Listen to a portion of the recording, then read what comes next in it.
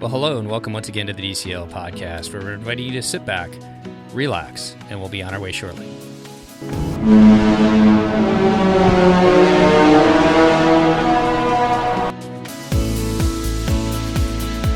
Well, welcome back to the DCL podcast, and we are kicking off our April Cabana show. And joining me today, all the way down in Florida, how you doing today, Christy? I am well, Steve. How are you? Not too bad. And our sorry, I just thought of something. And our beautiful co-host down in California. It has finally stopped raining, I believe, down there. How you doing tonight, Nova? Doing so good. Thank you, Steve. I feel honored that as soon as I changed my name to Nova, I get to be along with all the Disney ships, the beautiful Disney Wish, the beautiful Disney Dream, the beautiful Nova. So for those longtime listeners, just so you know, this is Nova, but you used to know me as Chris, and going forward, you'll hear the name Nova on the podcast, and sometimes Chris, because we release episodes in weird orders. But hi, everyone. And you're right, it was raining, and I wish everyone could see, because we live in Burbank where there's mountains and hills, and they're green like Ireland right now. It is gorgeous. California right now, flying over it is amazing. I always love the spring, but it's just popping with how green it is because of all the water you guys have gotten down there.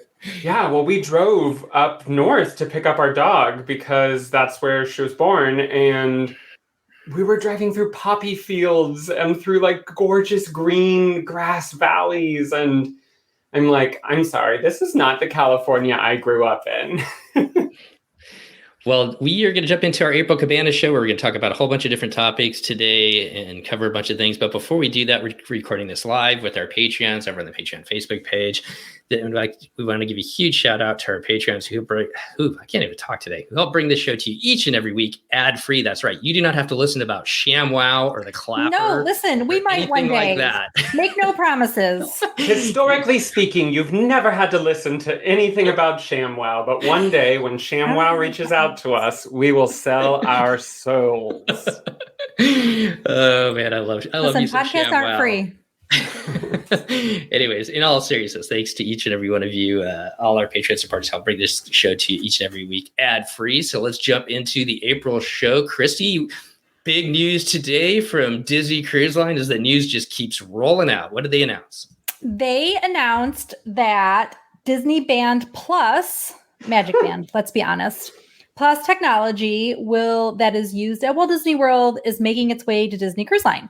So it's going to be called Disney Band Plus, and apparently there's some internet rumors that it's to avoid legal issues for the name in other countries that DCL visits. Maybe, maybe not. Maybe that's true. Maybe it's not. There will be a select few preview cruises on the Wish before it officially debuts. It did say in the press that it's coming out summer, like for the Magic Summer at Sea, Magic Anniversary Sailings, Summer Anniversary, whatever those words are, that it's coming out for that. And so it's going to be used much like it is at Walt Disney World to unlock your cabin, to make purchases, charge for merchandise. It will be, you can tap it for the pictures for PhotoPass, whatever they're calling it. We're just going to go with PhotoPass. And I guess it's going to have some like features, sort of like it does at Walt Disney World, where it'll interact in some way. But again, we don't exactly know what those ways are. So it's supposed to be around the summer. And they are supposed to be, well, it's the Magic Band. So it's water resistant. So you can go swimming, you can go snorkeling, you can go down the aquadunk. Oh, Steve, with your aqua rides. And then children 3 and up will be able to use it in lieu of the Oceaneer Club bands to access the kids club and for their security purposes on board. Oh, one other thing that it pointed out is that these are not included in your cruise fare, that it is an additional charge. And it did say that it will speak to, like, the same band works at Walt Disney World and Disneyland. And my understanding, Rachel Goes to Disney was able to use her magic band that she purchased for Walt Disney World, took it to Disneyland, had to do something to make it, program it, something there to make it work in Disneyland, but then it just works interchangeably now between the two places. So you'll be able to do that with the Disney Cruise Line as well, which is exciting. Yeah, hopefully as the technology advances, you won't have to actually go through any steps like that. It'll just recognize where you are. They do have it now at Alani too. Believe it or not, they were selling Alani specific Magic Bands Pluses while we were over there. I didn't see hardly anybody using it, maybe one or two, I think, but most people are still using their Key to the World card or their room key card. But it's kind of interesting. Tim and Dennis were talking on the Patreon page earlier today, kind of going back and forth on whether they'd like it or not. And Tim finally came down and said that, when you're walking around the ship sometimes, especially if you go up to, what can I say, the front of the Fantasy and the Dream, where it's really windy a lot of time, then your lanyards banging around and everything like that, it might actually be nicer to have the Magic Band Plus on. So it'll be interesting to see how many people jump into it. Christy, you're laughing. The guy that walked by and said, the helm, dear. Remember, I will never forget that man who walked over our veranda. Yeah. And kept very adamantly telling his wife about the helm. Yeah. So yeah, the helm. The helm of the ship, the helm of the Fantasy and the Dream. Anyways, up there, Satellite Falls. That's what I'm looking for. Oh, yeah. So, Yeah. And, some people just shove their Key to the World card in their clothing. Yeah.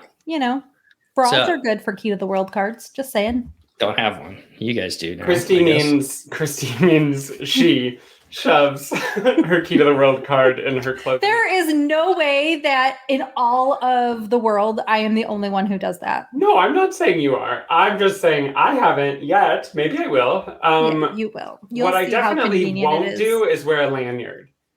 I'm with you on that. I am not a lanyard girl. I don't need people to know that I'm gold or platinum or whatever enough to discomfort myself for 7 nights with a lanyard around my neck. So my preference is just to slip it in a pocket and go. So I think I will use the Magic Band Plus. Chris says, if they can make the tech work in my Apple Watch, then I'm sold. Otherwise, I'll stick to my Key to the World card. So yeah, you can see a lot of people do that. I mean, it works at Walt Disney World. Why can't they get it eventually to work? But does the Apple Watch work in all places at Walt Disney World? No, I mean, doesn't do the special things, I guess, right? It works to It works to get in and out of the park, in and out of your hotel room, but it doesn't work with all the extra features. Right. And I bet you, I don't know, the only sell for me with these Magic Bands is if they interact with stuff in the park. Well, I actually just bought one mostly because of the Disneyland component, because I don't want to pull out a ticket to get onto a ride or to get into the park. I like the idea of just having a Magic Band. So we had a hotel stay coming up and a little staycation, and they give you the $10 off if you pre-order them in advance. So just something to keep in mind. If you are going to do a Disney cruise, you could pre-order if you're doing a Disney stay ahead of time, save a few bucks and get a band.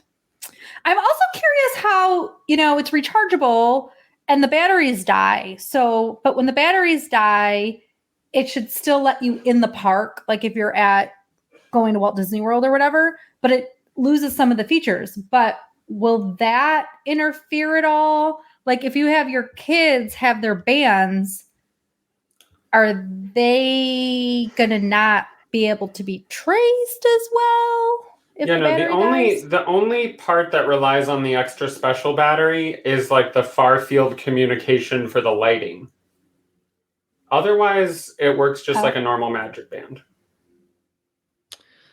So, question from Nicole: do we order the bands to the DCL app? Not quite sure, but Derry says yes. They will be showing up for select Wish sailings at first, but soon they'll be in the DCL app for everyone. So look for it there, I guess. And I'm down with it. I'll get it if you're on the Wish and you stand next to the Cinderella statue, and it starts interacting with her and it turns her into the Hatbot Ghost.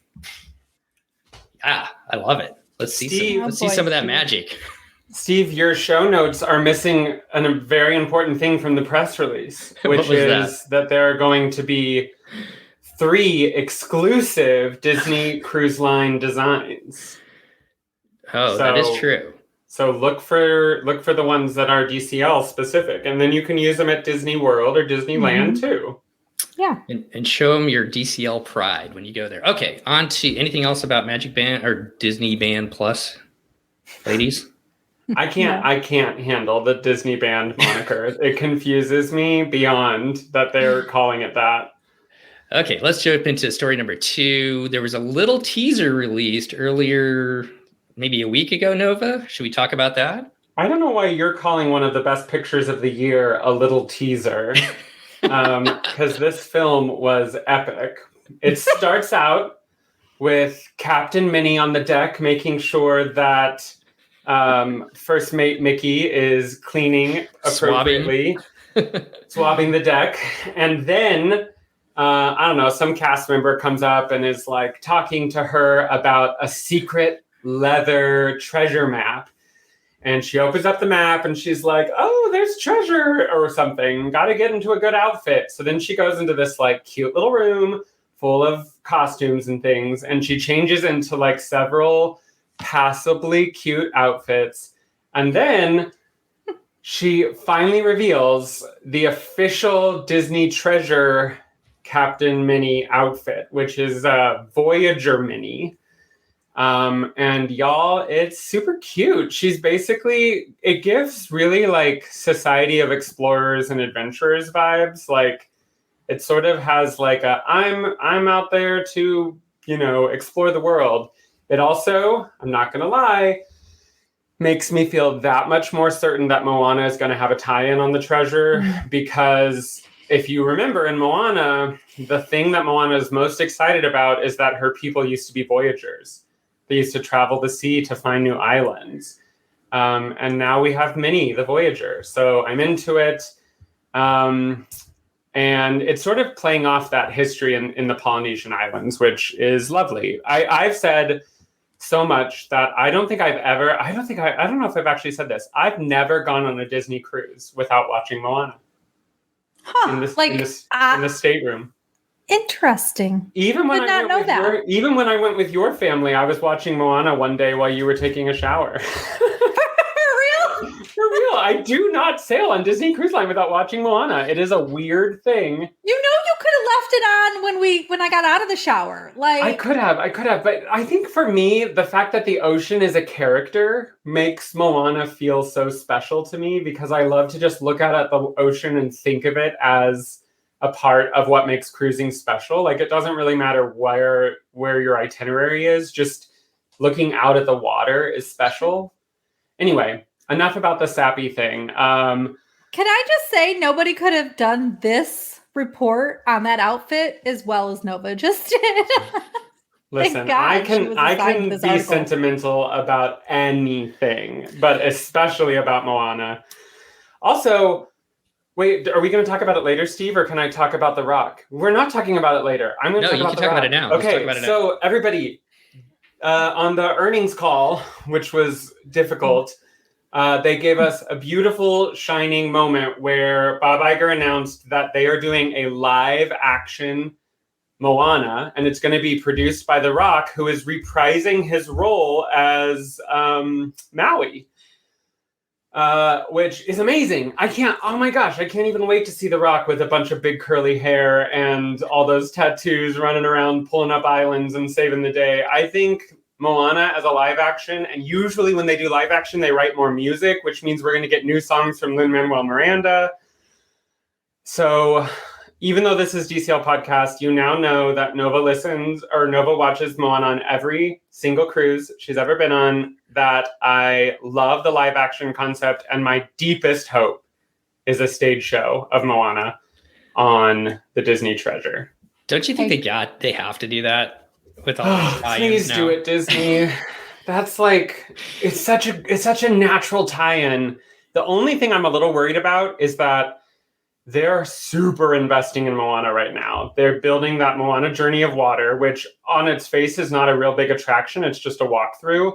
But then at D23, they announced that for Animal Kingdom, they want to build a Moana Land.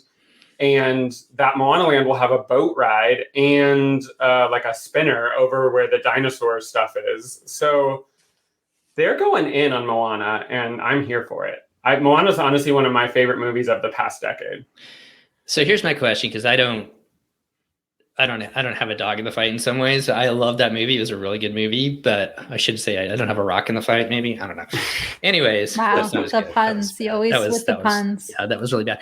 Okay, so Lion King, they've stayed true to the story, but on Jungle Book and some of the other ones, they've kind of, and you've hinted this, that maybe they'll have some different songs and whatnot. Is that okay if they add to the story, I should say? I don't want to say change the story, but add to the story in your mind, Nova.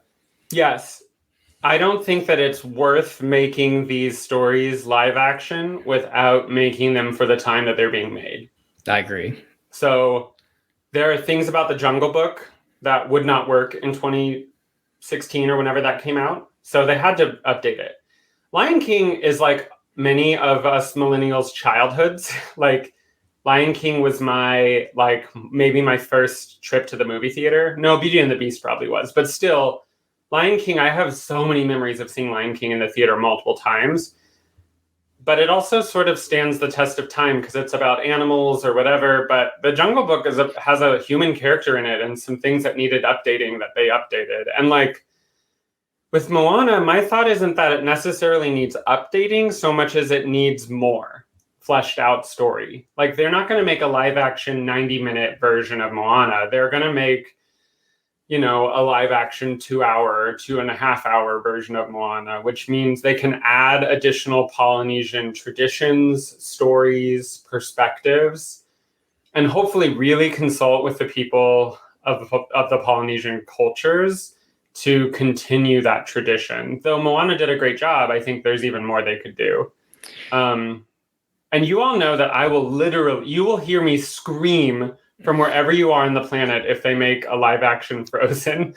I'm here for every live action. I don't care what it is. Make it. So I have a question as I choke. Do we think The Treasure is going to be a 7-night cruise? Yes. I think they're going to do what they did with The Dream. The Dream never left its 3 and 4 night itineraries, just like The Wish will never leave. I mean, it eventually did. In its lineup, it didn't leave those short itineraries for a decade, right? Or more. I think that's what's going to happen with the Wish. And then The Treasure will be longer. The Treasure, I guess it would make them sell week-long cruises. So there's that. But the fantasy, there was really nothing different except for some colored theming, right? The chandelier. And The Treasure is going to have, I guess maybe to Disney it's the same, but they're going to have a new interactive bar more than likely, right? We're not likely to see the Star Wars bar in the Grand Hall again. They're going to have, Steve's favorite Hatbox Ghost there somewhere. Things like that. So then they're only going to have 7-night cruises? I think it's going to be an expensive ship to get on, and you're going to be sailing 7 nights on it. That's my guess. And it's coming out in the fall. Like, a hard time to do a 7-night cruise. Except for the diehard. Who just squeaked? Well, the fantasy does 7-night cruises the whole time too. So, right. And people will make it happen, especially with the first one. So, if anything, I think they've got to up their game in Miami. I feel like they're leaving Miami, so Fort Lauderdale. Well, sure. I'm sorry. In my mind, Fort Lauderdale and Miami are one giant city, but I get it. They're 25 minutes apart. But they've got to up their game down there because right now, what is it? Just The Dream? Well, I think that's why you see the Magic sailing out of there to Lighthouse Point. That was a really smart move there to get people to down to sail on the Magic, an older ship, which I love, but I know that there are some people that are not as excited about the older ships, and also to leave from Fort Lauderdale as well. And hopefully if they get the Bright Line going, maybe that'll ease some of the congestion getting down there, or ease to get down there. Yeah, the Bright Line just released a video to travel agents, and I'm assuming it went elsewhere, but they sent it out to us recently and said that it's a government issue at the moment. There is some federal government approvals that they are waiting on to be able to go from Orlando to South Florida. Chris makes a good point. If you look at Port Canaveral next summer and fall, it's booked Monday, Friday, and Saturday. So if it sails from Port Canaveral, probably means Sunday would be a departure point for the Treasure. Sunday makes sense for 7-night cruises. Totally agree with you on that one, Chris. One other thing to... So wait, though, you think that the Fantasy is going to stay in Port Canaveral. So why wouldn't it just take over the Saturday spot for the fall? I think the Fantasy might have an opportunity to maybe move down to You Fort finally Lauderdale get it? as well. Or you get it? You get her on the West Coast? Nah, I don't think they're gonna. No, I the would love Fantasy to, is but- permanently porting out of Long Beach. It's the big story. The leading story is that the Fantasy is going to be in Long Beach permanently. We tried to get the Dream, but Admiral Donald on there was just too much for Nova to take, so they brought the Fantasy over instead. Yeah, I've only been on the Dream that one time. I saw Donald and hightailed it out. You were running as fast as you could. One other thing to point out about the treasure, they just had the keel laying, and the coin on it has Voyager Mini on it as well, which is super cool. If anybody caught that. Yeah, they're sticking with the Mini. I feel like I got it. Now I have to have. I have the replica of the keel coin of Captain Mini, but now I think I need a replica of Voyager Mini too. Well, I'm sure that they'll be happy to sell you one. They'll be happy to take my money. Anything else about Voyager Mini, Nova, or anybody else? No, we've been on her for a while. Let's let her rest. She's got to get back to work. She's got to make sure that First Mate Mini is working. All right, but the outfit is cute, y'all. I'm sorry. I do have to say that the outfit is not. It is like modern and like fashionable, and the hat fits her ears well. It's a cute design. Whoever they have out there designing these like icon minis, the ones who are on the ships, I love them. Can we though then go out of order for a second and just talk about the Summer at Sea? What the heck is this called? Anniversary. The 25th anniversary. Pearl anniversary. No, yeah, none of shimmering. these are the right words. The shimmering anniversary. Dying to know what Steve is investigating behind. Steve's investigating the keel coin. I'm trying to answer Chris's question, so you guys keep talking. Okay, you do math.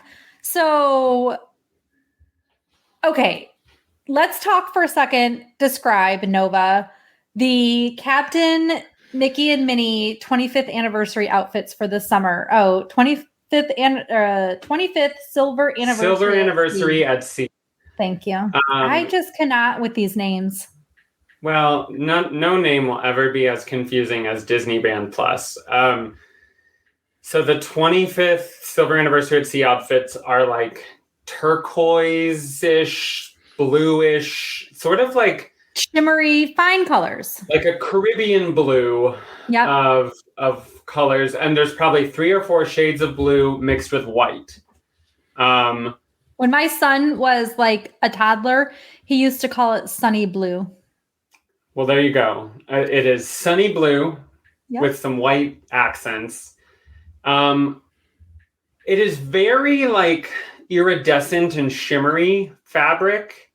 And I think what a lot of people are critiquing, because I can tell that Christy has some critiques, is that it doesn't really give off nautical captain vibes. It gives off more like a parade version of Mickey and Minnie, you know, like a Mickey and Minnie you might see leading a parade or, you know, in a specialized setting, but not on a ship.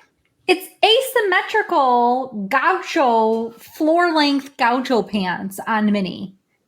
I still think that the Mickey one is worse than the Minnie one. All right, listeners, pipe in. Everybody has no comment. They want us to move on. But so this was on the itinerary. So we've gotten that out.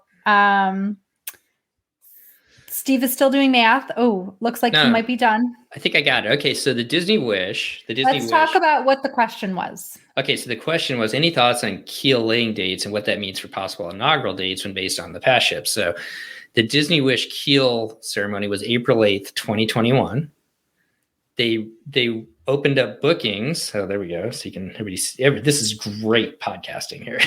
But everybody else can see. If you join our Patreon, you'll get such high-tech things as Nova holding up her phone to the camera. And you could have seen Steve shooting off to looking at things behind his desk. You would have seen all of that. Follow me here. Okay, so the Disney Wish keel laying was April 8th, 2021. The bookings for the general public opened up basically almost 2 months later, May 27th, 2021. So theoretically, maybe a month and a half, 2 months from now, we could be booking the Treasure. And the initial sailing was June 9th, 2022, but then it got pushed back to June 14th. So wait, when are we No, it was July. July, sorry. But July 14th. So, but the initial one was June 9th. And they're not going to have as many COVID delays for the next ship in theory. So theoretically, it was 14 months after the keel laying that she should have sailed. And the booking window was about a month and a half to 2 months after the keel ceremony for the Wish. So that would put, if you want to do your math.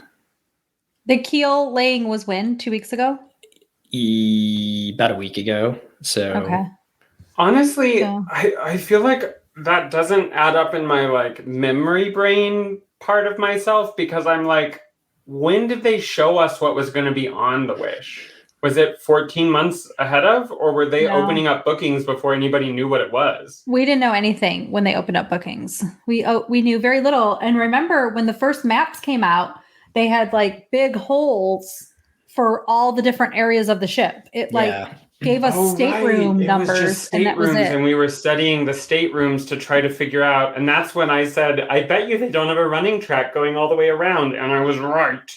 So that was best case scenario, was like 14 months basically. And everything that we've heard is into the fall of 2024. So they may be giving themselves a couple months as far as, in case things. Yeah, but it would be more. So 14 is June. Right. July, August, September. If they're going to do fall sailing, I guess it's fine, but it's. That doesn't work. That doesn't work into your schedule. Fall sailings. You're not I would happy really about prefer it was in the summer. We'll go in the summer. On the Treasure, I can't go and take over a ship. You could have your FOMO. No, I'm saying go the following summer.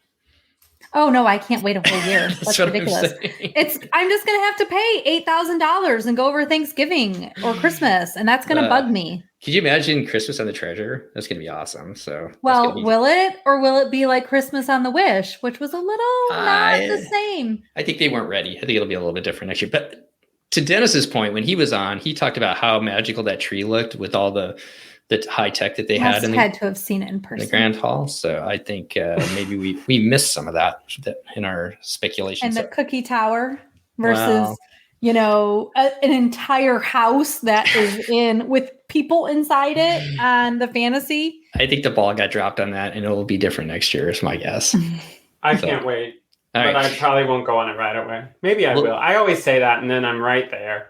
Let's move on. We got a couple more topics here. Let's move on to Christy's favorite one. She loves to talk about the global dream that Disney purchased for pennies on the dollar, and it was announced just a couple of weeks ago that she is going to set sail from her new home port in Singapore in 2025 for at least 5 years once the conversion is complete. So we're talking about that huge ship that from the company that went bankrupt. We did a whole podcast on it. You can search it. I'll get the number here in a second. But Chad and I did a whole podcast on it talking about the background of this ship. They did put some pictures out, and initially it had like 6 funnels, and now it looks like it's got 4. So they've just got 2 in the front, 2 in the back. So it looks a little bit more like the rest of the ships. There's no name for it. That's still to come. Some other things that they announced, that they're reducing capacity from a previous 9,500 to 6,000 guests. They allegedly are removing the casino. They're going to be adding playgrounds based on experiences from Disney, and it's going to be an environmentally friendly ship using green methanol, which we will go down there. And I guess my question was, does the new Grand Slam become visiting the 3 Disneyland parks in Asia and then sailing on the Global Dream? No, because Singapore's not that close to the other parks. I will say Singapore makes the most sense. One, Singapore has what many consider to be the best airport in the world. It's also in light of global geopolitical issues, Singapore is very friendly with many, many different countries and would be likely a safer place for them to sail out of. And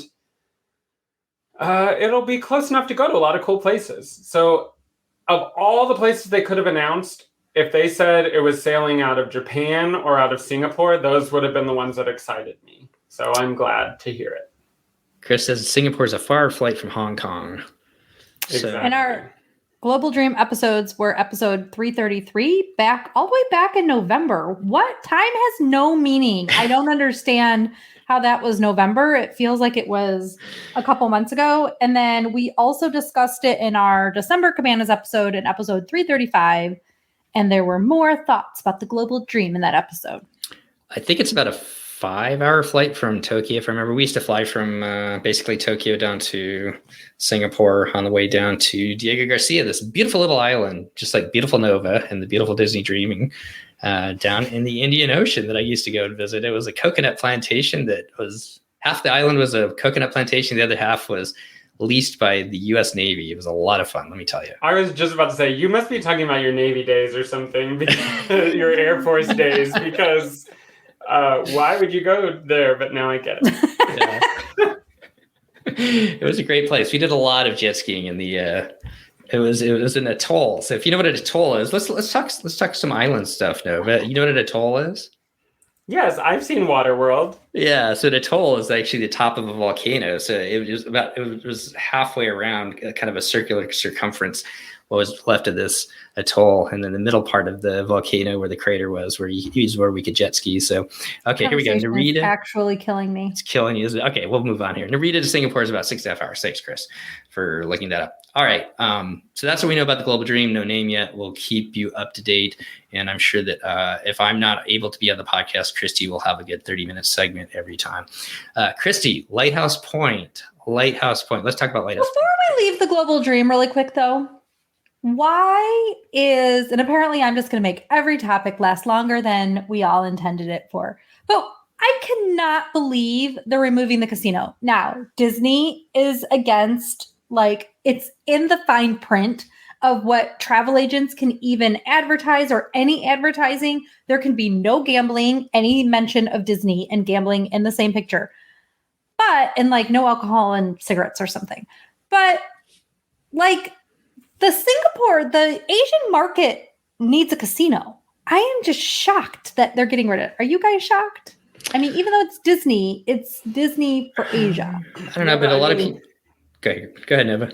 The Disney parks in Asia are tried and true and loved. So I bet they try to just replicate that at sea. It worked at the American market. So they'll do something exciting and people will love it. And people don't go to Disney in Tokyo or Hong Kong or Shanghai for a casino. So also, though, they were never going to put alcohol at Disneyland. And now you can go get your drink on at the Blue Bayou and Galaxy's Edge and Club 33. So things change. And doesn't Len Testa puts in his podcast that there's been these conversations overheard with investors and blah, blah, blah about ESPN gambling and something related to that. So Disney is getting potentially into, at least per these rumors, the gambling market. It's just so funny because Disney's our main cruise line. Gambling is literally not something I think about when I think of cruise ships, but I know that most people who cruise not on Disney gamble, and the casino is a very important part of their experience. So I hear what you're saying, Christy, but it's just quintessentially not Disney. So I think that's why. Although, what's bingo? Is that considered gambling? Yes, but that sells out children. Children get to participate in. Children, so. So it's not really gambling. That's even worse. So we get them hooked young. Yes. Here are your winnings. Who was that from Casablanca? When never mind. I digress there a little bit. I'm with Chris. He's excited for the Global Dream and assume it'll be similar shorter sailings like Royal Caribbean that they go to Thailand and Malaysia. Malaysia is beautiful, by the way, and so is Thailand. Mm-hmm. All right, Chrissy, let's talk about Lighthouse Point. What are you seeing as far as booking availability for the 2024 sailings that are going to be sailing to Lighthouse Point, or what do you want to talk about with that? Well, so bookings are still available for pretty much every cruise. It's the first cruise starts with the June 6th, which is on the Magic, and it's a preview. And Disney was very clear that your ship will go to Lighthouse Point, but that all aspects of Lighthouse Point are not likely to be available for you on that sailing. And then I was speaking to somebody who said, and gosh, I wish I knew who it was, who said that they assumed that they would be, that Disney's probably filming Lighthouse Point, like, you know, the promo videos where you have all the families jumping around and being happy. And that preview will really be the first cruises to go. So that day will be Lake. I'm like, I could see the line that said it was me. And so then I was like, I need to look at the phone to see who the it was me was. So that, so Lake, thanks Lake, and I were talking, and he suggested that would be the promos, which totally makes sense because that would be the first time, you know, that Disney's going to be to the wire getting those done. And they're selling all these inaugurals, so they need to have it done by then. So you get to sort of see Lighthouse Point in passing. But then the true inaugural, which, you know, Disney calls it that, and the inaugural will be the 7-night on the Fantasy, which is like a triple dip. It goes to Lighthouse Point twice and Castaway. It's like a beachgoer's dream. So that will be the first like official sailings there. That is June 8th. And there is only ocean view and veranda cabins available. And back to the June 6th sailing on the Magic, there's only concierge available as of now. Now, we know people will book and they will cancel. And so there will be various levels of availability.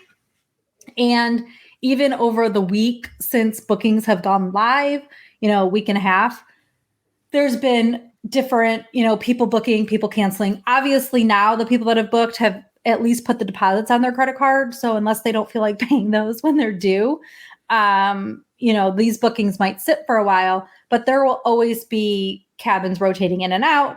But I would say that for a summer release, at least for me, I had a lot of people interested in Lighthouse Point. So very few actually Alaskan and Europe cruises for me did I book last week for clients. It was a lot more of the Lighthouse Point and or just summer Caribbean sailing. So that was different for sure. So 2 questions. When's the DVC cruise? The DVC cruise is after the June 6th preview. Okay. And then did I lose you? No. Okay. Me? No. Yeah. And then how, just in general, I mean, summer's always expensive, but how was things pricing out this year? Expensive. Because I didn't really look at it, the Lighthouse Point stuff, to be honest. I think for cruises being 3 and 4 nights and whatever, 5 nights on the Magic, they were, you know, that felt more expensive. But compared to summer, they were just summer prices. Your thoughts, Nova? Yeah, like we were looking at for a family of 3 and a veranda was like 7,000 or 8,000 on the double dip inaugural. But if you want to go later in the season, they drop a little bit to typical prices. I think. But that's what the Fantasy would cost in the summer for a week-long cruise in a veranda. So that's the thing, is it's similar to that typically. I guess in my mind, you could do a week-long cruise in a veranda on a Disney ship for like $6,000. Okay, well, a whole grand more. I mean, this is not that these prices are so high. Don't worry, listeners. We understand that $1,000 is a lot of money for many of us. I get it. I mean, you can go on a whole Caribbean cruise for that $1,000. Yes, that's what I'm saying. I'm just saying, like, or you could do like, you know, a couple nights in Disney World before or after. Like, I guess my point is, it's fine. I don't know if we'll do it or not for so many reasons, but I would be excited to see Lighthouse Point. I think, interestingly enough, I sort of pictured that Lighthouse Point might be trying to compete with Perfect Day, but it super doesn't seem that way. Like there's no big water park, there's no big like attractions on the island. It's more so just like a private beach day, which is what Castaway is like as well. So I don't know what the appeal will be beyond it's the new cool thing. But I mean, Lighthouse or Perfect Day is a great beach. I love like how much beach there is. I love that there's a pool, frankly, and especially for like diapered kids, they can go in the pool, things like that. Love that.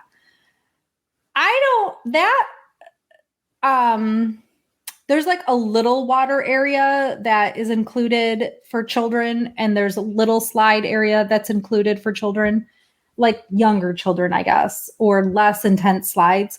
But that crazy water park in the middle is clearly not appealing to me. And right, it's not marketed for you, but it is appealing to like mass market. Sure. And Disney doesn't compete there. But in fact, Disney doesn't even try to go ham on the water slides. No. Even the Aquamouse is high tech, but it's just one thing, and it pales in comparison to the Dino District. So I feel like the reality is they just have these other cruise lines are like, we are going hard on the rides and the attractions, and we'll be the first roller coaster at sea. We'll be the first racetrack at sea. And Disney's more like, we're just going to give you Disney storytelling in very pretty places, which honestly works for me. But I feel like the teens, they might be pulled in by that giant water park. Some people for sure. I guess that's what you have to weigh. I did pull up, because I am stubborn in this way, the fantasy in June of 2024 and all of the sailings that are not the preview. And for a family of 3 and a veranda, especially once most children are out of school, it's $8,300, $8,200 for the Western, $8,300. So for a week-long cruise, and these are the lead-in prices, it was not so far-fetched to me, the prices that those came out with. No, that's not so far-fetched, but it's still a lot. It is a lot. Diane pointed out that prices for concierge for that cruise got up to $44,000. So and that was like starting. That wasn't even like the Royal Suite. Hopefully they get the popcorn back for that $44,000. Get a hashtag Dino District, and to be completely fair, that slide is definitely more exciting than the Aquamouse. Yes, it is. You can definitely get a little more speed on that one. The thrill factor of the Dino District. Did anybody else out there notice? Chris says the artwork had released something that looked like it was a zip line across the island. Did anybody see that? Oh. Christy, you just went on a zip line on the Wonder of the Seas, so that would be right up your alley to go across. I would go past everyone's balcony for 9 seconds. Well, I saw you with your binoculars. Maybe just a lookout tower, Chris. Okay, let's move on.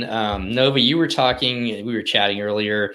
You were looking at getting a new car, and you were torn between the F-350 King Cab truck to drive around down there in Burbank, or a new car which Hyundai is going to release. You want to talk about that? Yes. No, we think that we want our next car to be an electric vehicle. For all of the reasons that make sense in this day and age. But there are mass market electric vehicles that are being released. You all might be like changing your podcast dial right now because you're like, why are you talking about electric vehicles? But in a move that's honestly shocking, Disney has partnered with Hyundai to release an all-electric... Honestly, as I say this, Steve, I feel like we're recording this on April Fool's Day. But no, really, an all-electric SUV called the Ioniq 5, and Ioniq is spelled weird, IONIQ 5, Disney 100 Platinum Edition. And this car will have, much like the famed Disney Cruise Line ships, will have Disney tunes playing inside of it, like when you turn it on and turn it off. It will have That's amazing, by the way. Special sort of like purple and platinum lighting accents throughout the vehicle. The headlights kind of have an iridescent purple to them. And the like very, very limited amount of information available basically says it includes Disney-inspired visual accents and entertainment, including lighting and iconic Disney music. But for those of you who are on the fence about electric cars, we just did a 400-mile road trip round each way road trip in an electric car, and it wasn't a Tesla because they gave us a different electric car, and it was fine. We made it, and it wasn't horrible. So the infrastructure is starting to be put in place, is what I'm saying. And this particular car charges to 80% in 20 minutes, which is extremely fast. That's like Tesla fast for a charge.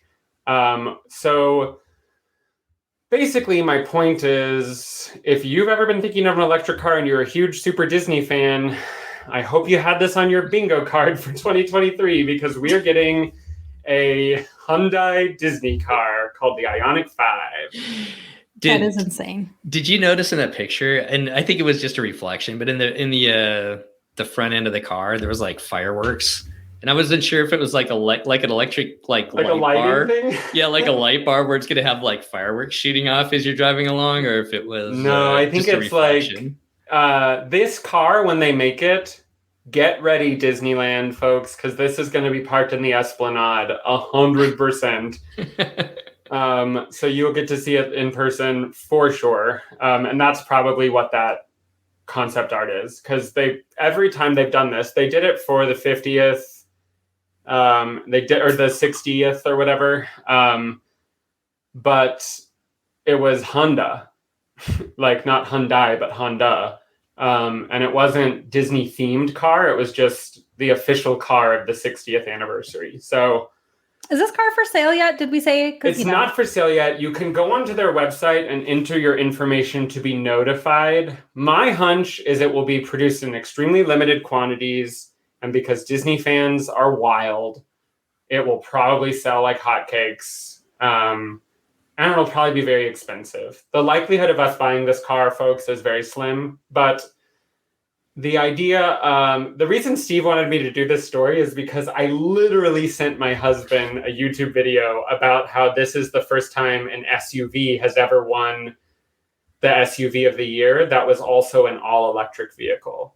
So I was like, look, Seth, SUVs and all-electric are finally having their day in the sun. And then a week later, Steve was like, hi. Disney 100 Platinum Edition. So it's cool. Look it up online. It's a weird story. We thought we'd tell you about it because honestly, of all the cross promotions Disney's ever done, this one is like a head scratcher and kind of cool. Like if I turned my car on and it was like da da da da da da da, I would be like, yes. So it does mention that Imagineers were working on this, and Chris points out that from what he's heard, headlight and taillight screens in the Ioniq 5 have Disney sparkle animations, while the moonroof is etched with a touch of pixie dust. Oh my God. When a driver gets into the car, they are welcomed by Disney themed intro on the interior screen, which features iconic Disney music. Iconic Ioniq, I'm getting that mixed up. The Disney Wondered logo and pixie dust light modes produce a synchronized light show. Not all these features may carry over to the production model Hyundai Ward. Where are you reading this? The chat. Chris has posted this in the chat. Chris Kidder always knows everything. It's awesome. I love it. But Imagineers supposedly work together with Hyundai on this. So, okay, never mind, everyone. We are definitely buying this car. So, I mean, please do and drive it to Florida. No, we won't. Does it replace the minivans? Buy it and get it by June. No, that's also not going to happen. But one day we will have this because our next car we want to be an electric car. All right. Enough on the Ioniq 5, I guess, unless there's any other questions, thoughts? No, I think it's pretty cool. I'll be excited to see what it looks like. And like you said, well, I'm sure you'll be able to see it at Walt Disney World and Disneyland displayed for everybody. So Christy, Tron update at Walt Disney World? So Tron is open at Walt Disney World, virtual queue or individual lightning lane. But the virtual queue for every other ride at Walt Disney World has just been like, get into the queue and show up whenever you want after your time is called. Like literally, we worked entire work days and our number was called early on and we showed up 8 hours later. Nobody cared. But for Tron, they care. And it's even being placed all over now, the virtual queue, like registration. That's not the right word, but you understand, page. Disclaimer. And yeah, a disclaimer saying you have to show up when your time is called. And partially it's because they don't want people being called in the morning and showing up at dark, because the dark is when it's cool. I mean, it's petrifying to me, but the dark is when a lot of people think it's cool. And I can understand that because it is very, pretty and well lit in the dark. And that would be exciting. So you can't get your virtual queue and just show up whenever you want. Disney is releasing statements that say, if you have a dining reservation, you have to bring that dining reservation like receipt and show up shortly after to ride the ride. Now, yeah, so people have been being denied. And then also there have been some reports from some people I follow that they've been able to get they show up an hour later and Disney said, well, let's see if the light turns green and lets you in. And it did. So in some cases, a little bit of leeway, but I wouldn't count on showing up hours later like we used to be able to. So kind of like your mobile order, you're going to order some food, come and pick it up because you're not going to want it later in the day that didn't quite work where I was going with that. No. That one fell flat. All right. I got a quick As opposed to all your other ones that are gold. Flat. Yeah. Pure gold. I got a quick Alani update. Auntie's Beach House is back open and the app is now much more. There's a reason to have the app now. You can book dining on it. You can book entertainment on it. So, and I don't have a feel for this, but if you're going over to Alani soon, they have a lot of different things that you can do for free. There's making Mickey ears or mini ears. There's plenty of those. It didn't seem like you wouldn't be able to get into that, but they do a ukulele lesson, which is super cool. And we got there on a Monday and it was already booked up for Thursday. So I'm not sure how far in advance you can book, but if you're going anytime soon, you might want to start playing on the app and seeing if things are open for you to book over there. But Auntie's Beach House is open. You can book dining reservations and some other things on the app as well. So we'll have a podcast out on that in the next week or so, talking about our Wake and I'll talk about our time over there in Hawaii. So Nova, anything to touch on at Disneyland? The Disney 100 celebration is happening. It's alive and kicking. The very short-lived Magic Happens parade from 2019, or I guess the beginning of 2020, before the world stood still, is back. And you can see it. And it's one of the best parades I've ever seen at Disney. It has all your favorites and a couple of randoms. Sword in the Stone is thrown in there. That's cool. But it's also got Moana and Elsa. And there is World of Color 1, which is really cool. The music is really inspirational. It's like, one drop of water can change the whole world.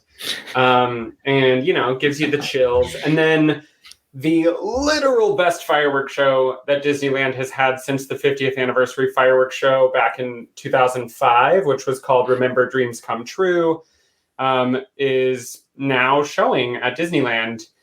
During the week, they show it, but there are no fireworks, so it's like a projection show. So I strongly recommend seeing it Friday, Saturday, or Sunday.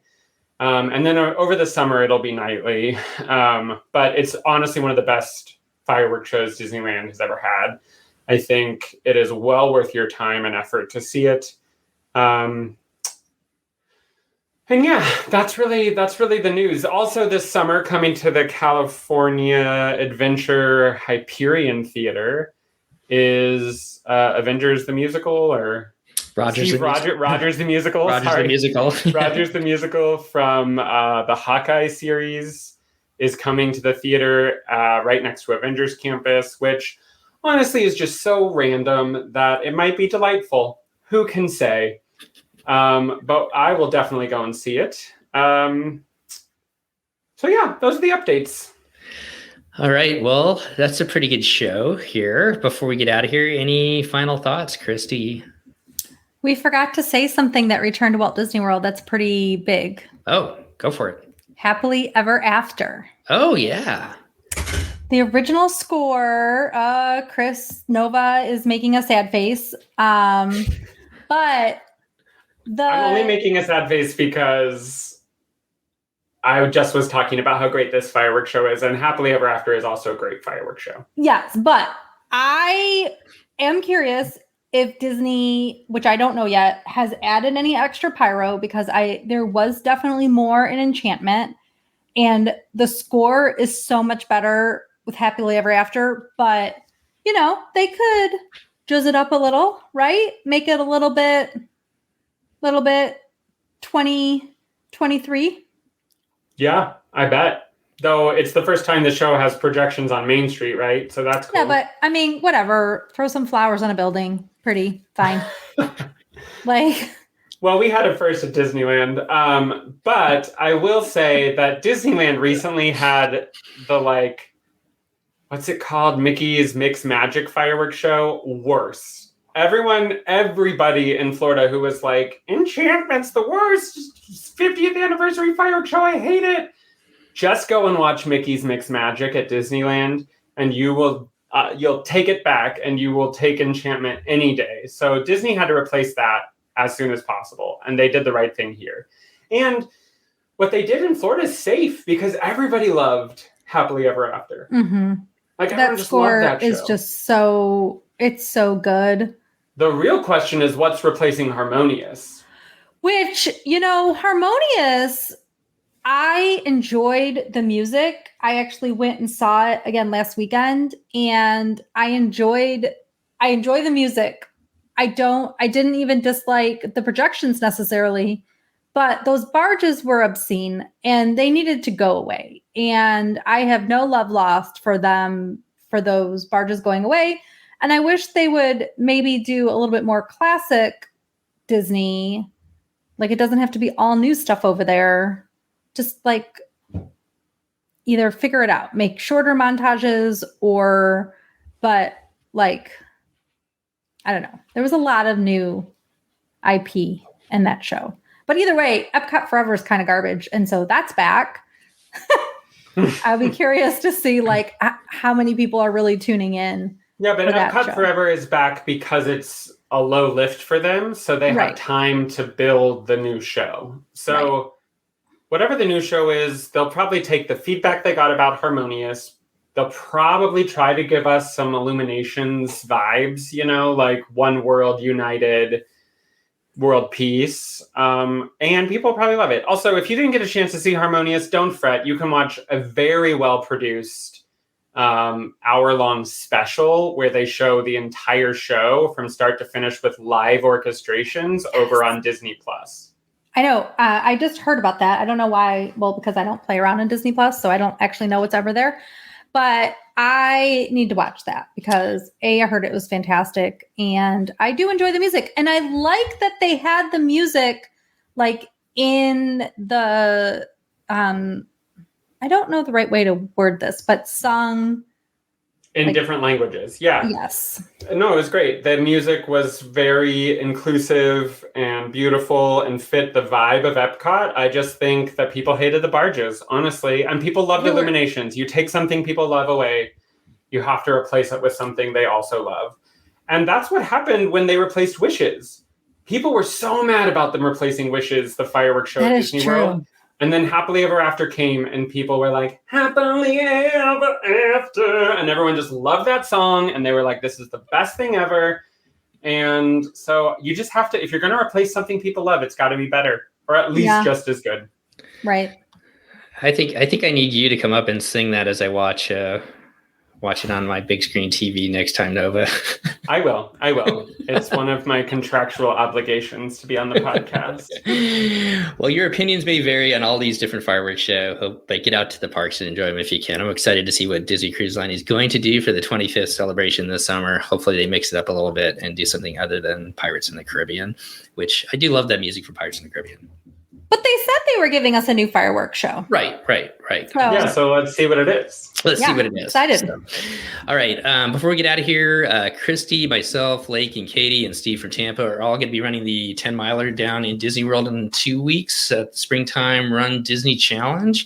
So if you happen to be down there and see us, say hi. If you want to get up at 5 o'clock in the morning and cheer us on as we run through the parks, we would appreciate that as well. Nova is already committed to getting up early and running with us virtually, so that's going to be exciting to see her out there running around Burbank. Yeah, it's going to be great. At 2 a.m., I will be out and running. What is the surprise? There's no surprise. The surprise is the theme every time. Yeah, so I'm asking. What is the springtime surprise? Pixar. So last year, because it was the Tower of Terror. When you first took off, you went through this goofy fog machine, and they took you back in time to the 60s or 50s or whatever. And so it was all this kind of Tower of Terror themed vibe from the 50s. For real? Yeah. So there's a lot of stuff along the course along that. So I'm curious to see if they do anything with Pixar, because running through, Pixar Land is such a short part of this whole course. So. Toy Story Land. Sorry. They're actually running 12 laps around the rodeo barbecue. Yeah. Can I just say though that this is all the good stuff of this course is in the beginning. Yes, it is. So when I'm tortured in the heat on the highway, I'm gonna get what am I going to get? They better come up with some things to entertain me with for 5 miles on the highway. 5 miles of highway, people. They're going to have the Green Army man yelling at you the whole way. Just pick it up. It's at least 4 miles, I guess, of highway, right? Because we get back, or 4.5 until we're back into Epcot. But anyways, if you guys happen to be down there and are going to be around the parks that weekend, definitely look for us. We'll be around. So any final thoughts? Last time I said that, we talked about 20 minutes about fireworks. Any final thoughts, Christy or Nova? No, I'm so glad to be back together, though. That's my final thought. It's been too long. I know. Life has been really busy, but I love you all. I miss you. I'm glad that we get to be friends. I agree. Now we just got to figure out when to sail together and get a bigger maybe group cruise going at some point. All right. Well, as we get out of here tonight, once again, thanks for coming back and taking a listen. Thank you once again to all our Patreon supporters for helping bring this to you each and every week ad-free until we get ShamWow on board. And if you haven't filled out an iTunes review for us, will you please do that so that we can get those numbers up to, we've had a couple recently. Somebody didn't care about my dietary restriction conversations. Sorry for them, but it's an important part of people who sail Disney Cruise Line. But we appreciate all reviews. So if you are able and you listen on iTunes, or even if you don't, but you have iTunes, please, or Apple Podcasts, please go in there and leave us a 5-star review. We would appreciate it. Yes, thank you each and every one of you for going out and doing that. I do appreciate that. So as we get out of here, if you're setting sail with Disney Cruise Line, heading down to the parks, we're going down to Run Disney weekend here in 2 weeks. Right now at Adventures by Disney. On behalf of all of us here at the DCL podcast, we want to wish you to be well. Enjoy your time with family and friends. We'll see you next time on the DCL podcast. Goodbye, everybody. Bye. Hi. Well, that's going to wrap up our show today. Thanks for joining us on our April Cabana show. And as always, we'd like to give a huge shout out to our Patreon supporters who help bring this show to you each and every week ad-free. If you'd like to find out more on how you can support our show, you can go to patreon.com/DCL podcast, where you can find out all the information there. The DCL podcast is not affiliated with the Disney Cruise Line, Walt Disney Company, Adventures by Disney, or Run Disney. All of the opinions expressed on our shows are those of the hosts and the guests who appear on the show. If you have any questions about any of these products, please contact the Walt Disney Company.